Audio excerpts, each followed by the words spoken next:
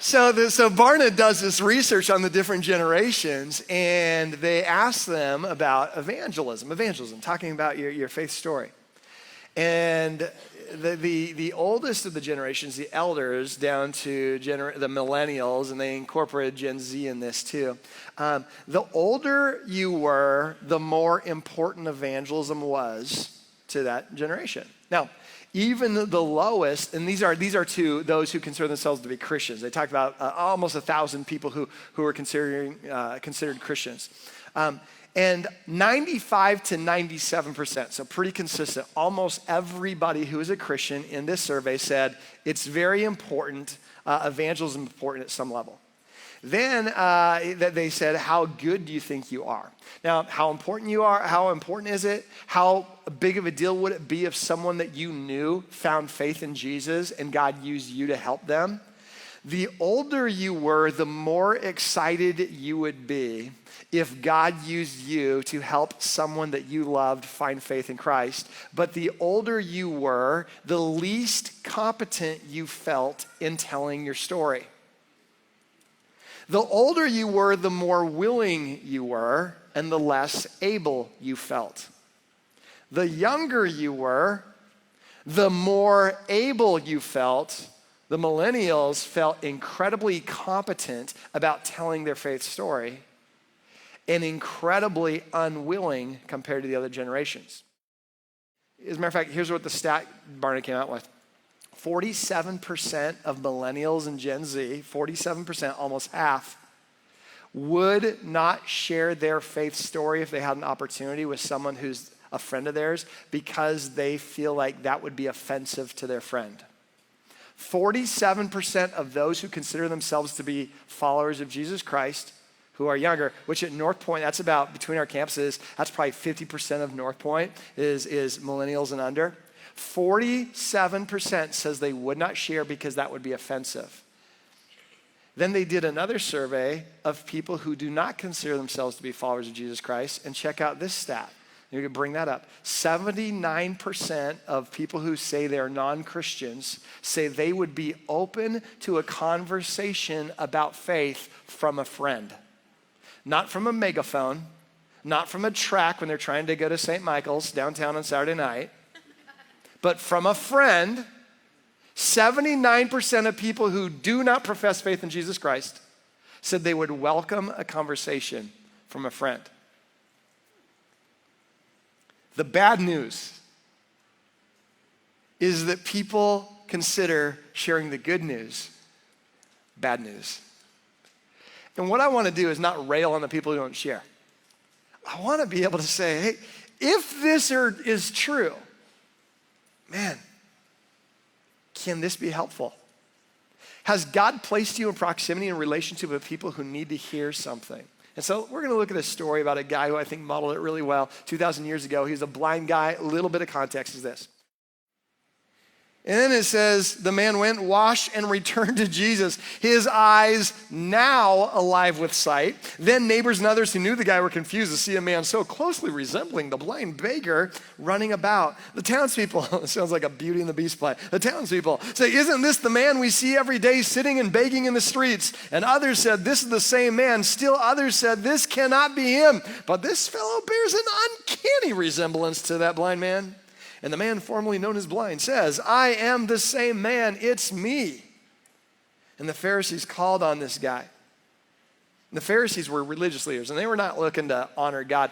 As a matter of fact, they were so afraid that Jesus had a role in healing this man that if that were true, then what Jesus was saying was true. And so they did not want Jesus' words to be true, so they were trying to disprove that Jesus had power to heal this guy. And so their words are a little confusing until you see that context. The Pharisees bring this guy in, says, give God credit. Is God the one who's healed you? Now, they're not talking about Jesus. They're trying to differentiate between God and Jesus because they don't want it to be proven that Jesus is God.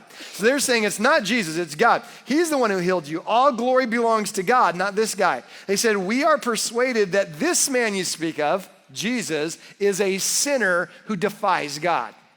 They're just saying, please tell us that it wasn't Jesus. There's no way, because then Jesus would be God. It's not that dude, is it? And I love his answer. He says, if this man is a sinner, I don't know. I'm not qualified to say. I only know one thing. I was blind. Now I see. So do with it what you will. And I think, friends, that's how you share your story.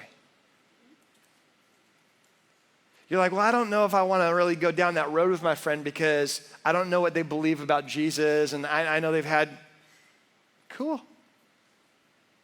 I don't know how you handled Jesus. I just want you to know what he did in my life. I was blind, and now I see. I was blind in my finances. I was blind in my relationships. I was blind in my sense of purpose, and now I've got vision in my life. So I don't even know what you're going to do with that. I'm just telling you that's my experience. That's my story. And 4 out of 5 people say they welcome that conversation with a friend. And some of you used to work in sales, and there's some, when you got a good product, man, what a great thing to talk about. I'm telling you what, if you knocked on our door and you were selling something, you better hope it ain't me answering. I don't care what you're selling. I'm not interested, okay? I'm not interested. I'm like, we got Amazon. What are you doing, okay? And you ought to pray that Leanne answers that door. Because if Leanne answers that door, I don't care what you're selling. She's buying it, okay? She's excited about it. And if it's good, she's going to tell everybody about it. I mean, so it's one of those deals where we know how to share things that we're excited about. How do we do it naturally? So let's back into this story a little bit more and let's throw some application. First thing isn't about sharing the story. First thing is about receiving God's impact on your story. And I want us to look at that blind guy in this way. Maybe my mess is just a miracle in the making. Some of you might say, man, I've got some dysfunction junction going on in my life right now. And my finances, it's a mess. My addiction's messy. My relationships, messy. I know. One of the cool things about this story, though, sometimes a mess is part of the miracle. It's part of the process. God could have spoke, because he does a lot of that in creation. But there's a parallel that's not lost on me from Genesis. How God touches the dirt. Did you know that we were created out of dirt? The creator God mixes dirt and puts life in this man's dead eyes. And some of you are like, no, don't touch the dirty areas of my life. I'm embarrassed about it. I'm ashamed of it. I'm just telling you, what if the mess you're in doesn't eliminate you from receiving the best news ever, but it's part of this story? And maybe you're like, well, I don't want to share my faith because I'm not perfect. You don't need the platform of perfection. If you had it, they wouldn't believe you anyway. When you just share, here's the deal. I am in no position to tell you how to live. I'm not in a spot to tell you to do everything I've done. But I got to tell you, here's what God's been doing in my heart. How does that land? What if your mess is part of the story? Third thing is this. God's marketing strategy. Well, it's our story. It's my story. It's your story. God doesn't rent a ton of billboards. He doesn't take out the Super Bowl. He writes his story on our hearts. And when this guy had his life changed, people were like, no way. If God did that to him, what's he going to do in my life?